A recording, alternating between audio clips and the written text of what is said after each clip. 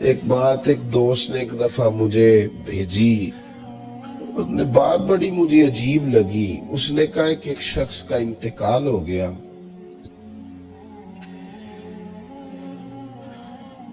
تو وہ جب اس کو دفن کرنے لگے جنازہ پڑھ کے، تو ایک آدمی نے اس کی چارپائی پکڑ لی۔ اس نے کہا اس نے میرا 45 لاکھ روپیہ دینا ہے، پہلے پیسے دو گے پھر دفن کرنے دوں گا، پیسے دے دو دفن کر لو۔ زور سے پکڑی، اب رش ہے، 3 بیٹے بھی تھے تو جائیداد بھی تھی، سارا کچھ تھا۔ ان 3 بیٹوں سے لوگوں نے کہا کہ تیرے ابے کو وہ دفن نہیں کرنے دے رہا، شور ہے تو۔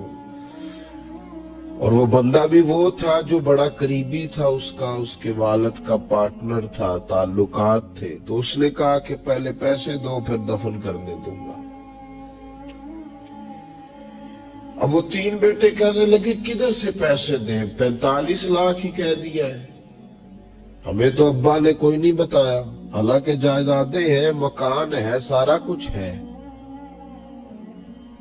تو بھائی ہم کدھر سے دیں؟ چلو 2-4 لاکھ کی ٹھیک ہے، وہ تھوڑا سا کریں نرم رویے کو تو ہم کرتے ہیں، شور تو ہے، لیکن کدھر سے دیں 45 لاکھ؟ جب بات بہت تیز ہو گئی، شور ہو گیا، وہ انسان مجنون بن کے اس نے چارپائی تھامی ہوئی ہے، کہتا نہیں پہلے پیسے دو گے پھر دفن کرنے دوں گا۔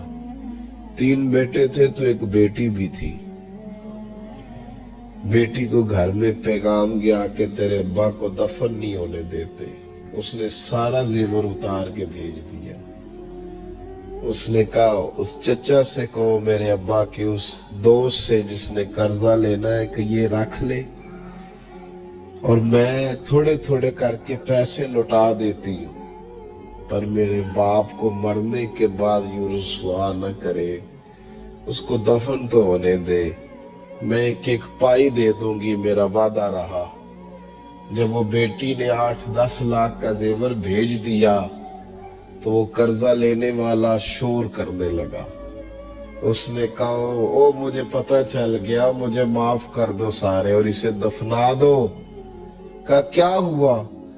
تو وہ کہنے لگا میں نے اس سے 45 لاکھ لینا نہیں تھا، میں نے دینا تھا، تو میں غور کر رہا تھا کہ اگر تو میں نے اعلان کر دیا نا کہ 45 لاکھ میں نے دینا ہے تو 110 نکل آئیں گے وارث کہ مجھے بھی دو مجھے بھی دو، تو میں نے یہ رویہ اس لیے اختیار کیا ہے کہ میں دیکھو اس کا اصل وارث ہے کون۔ تو اصل وارث وہ بیٹی ہے جس نے اپنے کانوں سے بندے بھی اتار کے بھیج دیے، اور جس نے اپنے وہ شادی والے دن پہننے والے زیورات، پہلی رات کا وہ اس نے زیور بھی سارا اتار کے دے دیا۔ اس نے کہا کہ باپ کا کفن نہ میلا ہو جائے، تو اصل وارث بچی ہے۔ اس نے کہا اس نے مجھے وصیت کی تھی ہر ایک کو نہ دے دینا، میرے اصل وارث کو دینا، تو مجھے اصل وارث مل گیا ہے، اب میں کسی اور کو نہیں دوں گا، اس بیٹی کو دوں گا جس نے باپ کے لیے قربانی دی۔ تو یاد رکھے جنہ لی تو پاپ کمائے ہو کتھے نہیں تیرے کر دے۔ تو اس لین دین کے معاملات اپنے صاف ستھرے رکھے، ان کے اندر کسی قسم کی وہ چیز نہ پیدا کرے کہ جو ہمارے لیے بڑی باعث پریشانی بن جائے۔ تو میں یہ سمجھانا چاہ رہا ہوں آپ حضرات کو، اپنے بھی بھائیوں کو، دوستوں کو، کہ کوشش فرمائیں کہ آپ، اور یہ یاد رکھیں وہ میری اماں کبھی کبھی میرے ننھیال سے نا کوئی چیز آتی تھی نا بطور تحفہ کے کسی چیز، تو میری اماں کہتی تھی میرے ماموں سے یا میرے نانا سے کہ بس ٹھیک ہے یہ آپ تھوڑا سا دے جائیں باقی لے جائیں، تو کہتے نہیں رکھ لے۔ تو اماں کہا کرتی تھی کہ اپنے گھر سے بندہ کھائے تو پھر ہی پوری پڑتی ہے، کوئی دے گا تو کیا اس میں कितनी देर, एक दिन बंदा खा लेगा। वो कहा करती थी कि अगर पूरा करना है ना खर्चा, तो बंदा अपनी कमाई से पूरा करे तो पूरा होता है। अगर किसी के 10,000 से आप समझते हैं को फायदा होगा तो कुछ नहीं होता। आपके 10 तो बाजू जो हिम्मत करके लाएंगे उसी से गुजारा होगा। तो किसी का 50,000 लाख के कितना वक्त बीत सकता है? 1 लाख से क्या मतलब, क्या बंदा कर सकता है? तो सहारे ना ढूंढो, खुददार बनो। तरीकत में, तसव्वुफ में खुददारी, तिरमिज़ी शरीफ की एक हदीस है, मुझे बड़ी पसंद है। मैं समझता हूँ ये हदीस अगर लोग समझ जाए ना तो बात बन जाए। नबी पाक सल्लल्लाहु ताला अलैहि वसल्लम ने लोगों से कहा, लोगों चाहते हो कि तुम अल्लाह के महबूब बन जाओ? तो सहाबा के चेहरे खिल उठे। कहा या रसूल अल्लाह सल्लल्लाहु अलैहि वसल्लम बिल्कुल चाहते हैं। फरमाया जो अल्लाह ने तुम्हें दिया है उस पर राजी हो जाओ, अल्लाह के महबूब बन जाओगे, अल्लाह तुमसे प्यार करेगा। और फिर फरमाया चाहते हो कि लोग भी तुमसे प्यार करें? लोग भी करें या रसूलल्लाह, दिल करता है। तो नबी पाक ने फरमाया किसी बंदे की जेब की तरफ कभी ना देखना, जो सामने वाले की जेब में है उससे बच जा, उसके माल पर नजर डालनी छोड़ दे, लोग भी तुझसे प्यार करने लग जाएंगे। लोगों के माल की तरफ ना देख। आप रख ले किसी का 500 रुपया भी, वो कहेगा बंदा ही नहीं सही, मेरा 500 खा गया। ये मत समझे कि बड़ा अमीर था, उसको फिक्र ही कोई नहीं ना। इन मामलात के अंदर लोग कहीं ना कहीं बोल ही जाते हैं, कहीं ना कहीं बात कर ही जाते हैं, किसी न किसी जगह जुबान फिसल ही जाती है। तो मेहरबानी फरमाए, मेहरबानी करें, आप इस बात पे जरूर गौर करें। और ये मेरी अपील है, आप मेरे पीर भाई हैं, अजीज हैं, कि कोशिश फरमाए लेन देन के मामलात को 110% साफ रखें। कोशिश करें जहां कोई चीज देनी है, खरीदारियां बाद में होती रहेंगी, जायदादें बाद में बनती रहेंगी, कर्जे नहीं होने चाहिए, कर्जा नहीं होना चाहिए। मैं एक बुजुर्ग से कभी कभी मिलता था तो मैं कहता था हज़रत जी हालात कैसे हैं? तो कहते हैं अल्हम्दुलिल्लाह किसी का देना कुछ नहीं, अल्हम्दुलिल्लाह किसी का। तो उस शख्स को जब बात करता था तो मुझे यूं लगता था कि जैसे वो शख्स नारा लगा रहा है, अल्हम्दुलिल्लाह किसी का देना कुछ नहीं। ये अल्लाह ताला का शुक्र है। और फिर वो कभी कभी ये भी कहा करते थे, किसी से 200-250 लेना होगा, मैंने देनी कोई शय नहीं। कोई कभी कभी टटोलोगे तो मेरा किसी तरफ कोई निकल ही आएगा, लेकिन मैंने किसी का देना कोई नहीं। मेरे असा फरमाया करते थे हमारी तो तरीकत भी बड़ी दलेर है। मैंने एक दफा कहा हुजूर नजरिया है तरीकत क्या? फरमाने लगे हमारी तो तरीकत भी बड़ी खुददार है, हम मुरीदों का खर्च नहीं कराते, हम तो कई दफा मुरीदों पे खर्च कर डालते। हमारी तो तरीकत भी बड़ी तवाना है, ने तो मिजाज ही बड़ा अनोखा पाया है। तो मेहरबानी फरमाए लेने देने के मां। एक हदीस बुखारी में बड़ी मजेदार है, बुखारी में, सुभान अल्लाह। और बुखारी शरीफ कुरान मजीद के बाद उम्मत मुस्लिमा के पास सबसे मोतबर किताब का नाम बुखारी शरीफ है। नबी पाक सल्लल्लाहु अलैहि वसल्लम ने फरमाया एक भाई अपने भाई से कर्जा लेने लगा, एक दोस्त अपने दोस्त से पैसे लेने लगा। उसने कहा यार पैसे तो मैं दे देता हूं पर कोई गवाह। उसने कहा गरीबों के गवाह नहीं होते, मेरा गवाह अल्लाह है। उसने कहा किसी की जमानत दे दो। उसने कहा मेरी कौन जमानत देगा, मेरी जमानत मेरा अल्लाह ही देगा। वो बात हो गई, 1000 दिनार उसको बात बड़ी पसंद आई। कहा अल्लाह के नाम पर तू कहता है, अल्लाह भी गवाह है हमारे दरमियान और अल्लाह ही जमानती है, तो ले ले पैसे। 1000 दिनार दे दिए। अब वो बंदा दरिया के पार चला गया। मेहनत, ये देखें, अब इस हदीस से आप दर्स देखें, ये हिकायत नहीं, ये मेरे रसूल पाक का बयान किया हुआ फरमान है। इसकी सदाकतों पे देखें, और बुखारी की हदीस के जुमले कितने हसीन हैं। नबी पाक सल्लल्लाहु अलैहि वसल्लम ने फरमाया, वो जिसने पैसे लिए बतौर कर्जा, वो दरिया के पार चला गया, मेहनत मजदूरी करता रहा। जब मुकर्ररा वक्त आया तो उसने 1000 दिनार जो वादा किया था कि फलां तारीख को दे दूंगा, उस तारीख को उसने 1000 दिनार लिए और दरिया के किनारे पहुंच गया कि मुझे कश्ती मिले तो मैं उस तक पहुंचाऊं। लेकिन उसने इत्तफाक के उस दिन कश्ती कोई ना मिली। बड़ा इंतजार किया, कश्ती कोई ना मिली। उसने एक लकड़ी ली, लकड़ी को अंदर से फाड़ा, मोटी लकड़ी होती है ना बांस की तरह, उसके अंदर सुराख बन जाता है, जगह बन जाती है। उसने अंदर से उसकी खुदाई की, उसके अंदर उसने 1000 दिनार रखा और एक रुका रखा कि भाई मैं पहुंचना चाहता था लेकिन मुझे कश्ती नहीं मिली, तो मैं 1000 दिनार रख रहा हूं। जिस रब की जमानत पर मैंने लिए थे, मुझे उम्मीद है रब तुझ तक पहुंचा देगा। मुझे उम्मीद है अल्लाह पहुंचा देगा तेरे तक, मुझे उम्मीद है रब पहुंचाएगा। ये कह कि उसने उसको बंद किया किसी कपड़े के साथ और बंद करके दरिया में डाल दिया। अब वो इंतजार करने लगा। वो जो शख्स था वो भी किनारे आया कि आज उसका वादा है, उसने आना है। देने वाले को टेंशन होती है तो मेरा ख्याल है लेने वाले को भी बहुत ज्यादा ही होती है कि आज ले दे। वो आ गया किनारे पे कि आज पैसे आने, लेकिन कोई शय ना आई। एक लकड़ी बहती हुई आई, तो उसने उठाई लकड़ी का, चलो पैसे नहीं मिले तो ईंधन तो मिला है ना, घर जाके लकड़ी जला के रोटी तो पकाएंगे ना।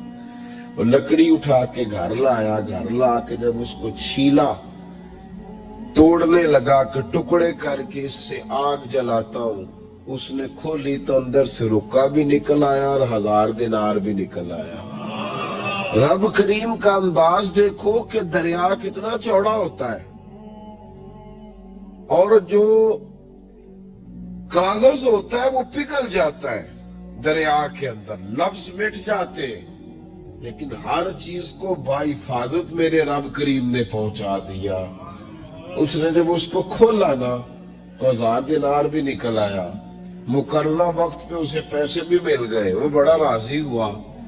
अब ये बंदा आया कुछ दिनों के बाद दोबारा 1000 दिनार का और बंदोबस्त करके लाया। पता नहीं उस तक पहुंचे कि कहीं गुम हो गए। 1000 दिनार का और बंदोबस्त करके लाया।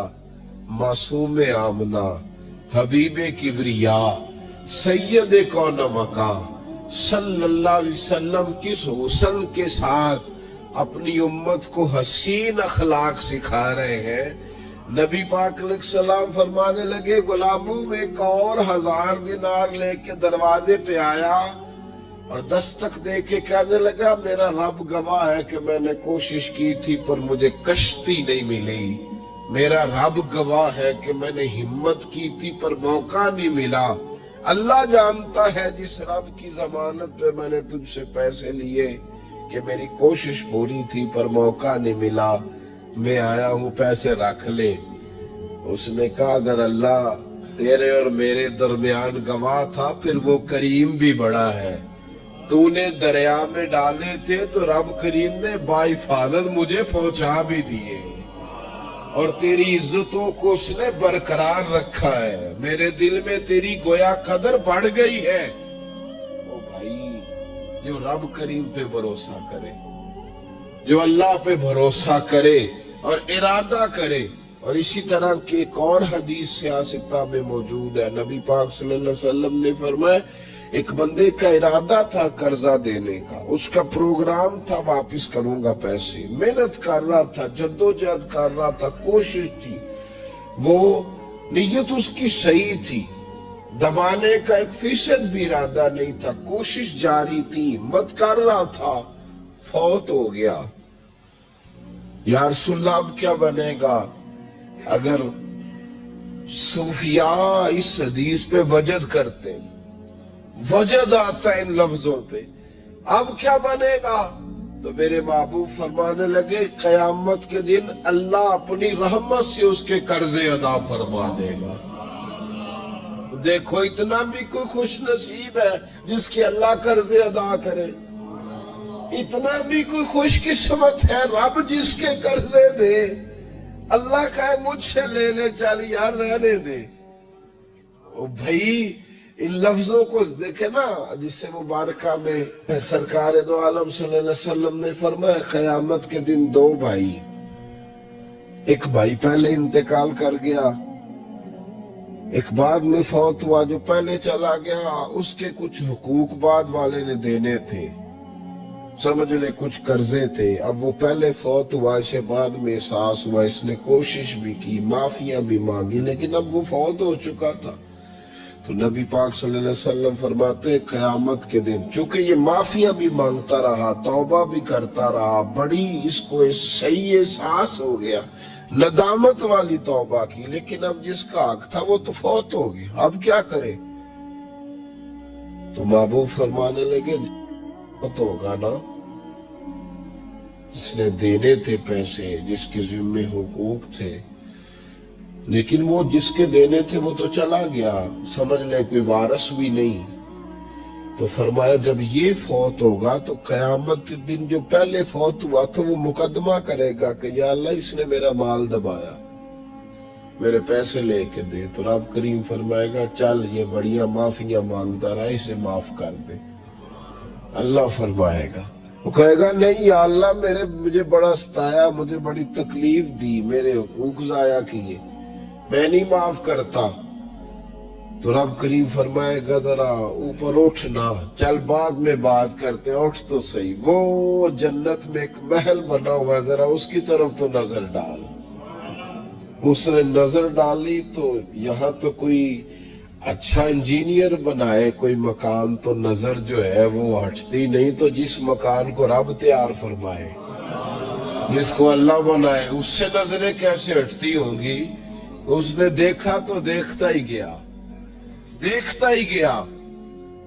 عرض کرنے لگا مولا یہ کس کا مکان ہے؟ تو محبوب علیہ السلام فرماتے ہیں رب کریم نے فرمایا اس کا ہے جو اس کی قیمت دے گا. کہ یا اللہ کون قیمت دے گا؟ فرمایا تو بھی دے سکتا ہے. یا اللہ میں غریب فقیر میں کیسے قیمت دوں؟ تو اللہ فرمائے گا چل تو اپنے بھائی کو معاف کر دے، میں محل تجھے دے دیتا ہوں، تو معافی دے دے، محل تیرا ہوا. تو حضور فرماتے 3 دفعہ بولا، کہنے لگا یا اللہ میں نے معاف کیا، یا اللہ میں نے معاف کیا، یا اللہ میں نے معاف کیا. تو اللہ فرمائے گا پھر بھائی کا بازو پکڑ، وہ ایک محل نہیں، وہ ایک ہی نقشے کے 2 بنائے ہوئے ہیں، اس کا بازو پکڑ، دونوں جنت میں چلے جاؤ، میں نے تم دونوں کے لیے گھر بنا دیا ہے. اپنے معاملات صحیح کرنے کی کوشش کریں، اپنے معاملات صحیح کریں. ہم اس سلسلہ عالیہ میں داخل ہیں کہ حضور غوث اعظم رضی اللہ تعالیٰ عنہ کے والد کا مشہور واقعہ ہے کہ بھوک لگی تھی تو دریا میں بہتا ہوا سیب کھا لیا تھا، سیب کھا لیا غوث اعظم کے والد نے. تو پھر کہنے لگے اوہو یہ میں نے کیا کیا. جس سمت سے وہ سیب آیا تھا وہاں جانے لگے، وہاں ایک باغ تھا، پیچھے جا کے ٹہنیاں جھکی ہوئی تھی، یہاں سے سیب آیا. باغ کے مالک بھی بزرگ تھے، ان سے جا کے کہا غلطی سے کھا لی جائے، معافی مل جائے. انہوں نے کہا معافی اتنی جلدی نہیں ملتی. کیسے ملے گی؟ فرمایا 12 سال مالی بن کے میرے باپ کی نوکری کر. تو خدمت کرنے لگے تو حضور غوث اعظم کے نانا جی کہتے ہیں بچہ مجھے بھاگ گیا. کہنے لگی حضور چلے معاف کر دیں اب. تو کہا معافی نہیں ملے گی، میری ایک بیٹی ہے، آنکھوں سے اندھی ہے، آنکھوں سے اندھی، کانوں سے بہری، زبان سے گونگی اور پیروں سے لنگڑی، اس سے نکاح کر. پھر معافی ملے گی۔ کھایا کیا؟ ایک سیب۔ تو حضور غوث اعظم رضی اللہ تعالیٰ عنہ کے والد کہنے لگے مجھے گوارا ہے، آپ کر دیں نکاح، پر وعدہ کریں مجھے معاف کر دیں گے نا؟ تو کہتے نکاح ہو گیا۔ جب پہلے دن میں حجرہ عروسی میں داخل ہوا تو میں نے پلنگ پر کوئی معذور نہیں، جنت کی حور کی مثل عورت بیٹھی دیکھی، اور جس کا حسن بتاتا تھا کہ چہرے سے زیادہ باطن میں اللہ نے روشنی عطا فرمائی ہوئی ہے۔ فرماتے میں نے اس کے قریب جا کر تو کون ہے؟ مجھے تو کچھ اور بتایا گیا تھا۔ فرمایا تجھے بتایا گیا تھا کہ آنکھوں سے اندھی ہے، اس لیے کہ کبھی غیر محرم کا چہرہ دیکھا ہی نہیں، کانوں سے اس لیے بہری ہے کہ کبھی غلط بات سنی نہیں، کسی غلط کے پاس بیٹھی نہیں، اور زبان سے اس لیے کہ گونگی ہے کہ غلط جملہ کبھی نہیں نکلا، یا اللہ کا قرآن نکلا ہے یا محمد عربی کا درود و سلام نکلا ہے، غلط جملہ نہیں نکلا۔ اور ٹانگوں سے اس لیے لنگڑی ہے، کسے اپنے باپ کے گھر کا رستہ تو آتا ہے، سوائے اس کے گلی کا اور کوئی موڑ نہیں جانتی، اس نے پاکیزگی سے وقت گزارا۔ حضور غوث اعظم کے والد کہتے ہیں میں اپنے لین دین کے معاملات سیدھے کرنے گیا تو سادات کے گھر کی حور مجھے ملی، اور جب میں اس حور سے ملا تو پھر رب نے مجھے عبد القادر جیلانی جیسا بیٹا عطا فرمایا، غوث پاک جیسا بیٹا دیا۔ تو گئے تو معاملات سیدھے کرنے تھے، تو اللہ نے ولایت کے امام کا باپ بنا دیا۔ تو مہربانی فرمائے اپنے معاملات میں توانائی پیدا کرے۔ کچھ لوگ ایسے ہوتے ہیں جن کا مال مثل مملکت کے ہوتا ہے۔ اعلیٰ حضرت رحمت اللہ علیہ نے پیر کے حقوق میں یہ لکھا ہے کہ اس کے مرید کا مال اسی طرح ہے جس طرح اس کا اپنا ہے، لیکن ساتھ اشارہ بھی دے دیا ہے کہ چاہیے یہی کہ وہ بھی احتیاط ہی کرے، وہ بھی احتیاط ہی کرے، پرہیز ہی کرے، کوشش کرے۔ اور آپ فرماتے ہیں چونکہ باپ کی حیثیت رکھتا ہے تو ضروری تو نہیں نا باپ بیٹے کی کمائی کھائے، کبھی کبھی بیٹے بھی باپ کی کھا ہی لیتے، اس طرح بھی توجہ کر لے، کوئی حرج نہیں۔ اپنے معاملات کو صحیح رکھے، لینے دینے کے معاملات کے اندر کبھی کمی نہ لائیں۔ یہ چیز اگر پیدا ہو جاتی ہے نا تو آپ یقین کریں وقار ہی تو انسان کے پاس ہوتا ہے، وہ ضائع ہو جاتا ہے تو نقصان ہوتا ہے۔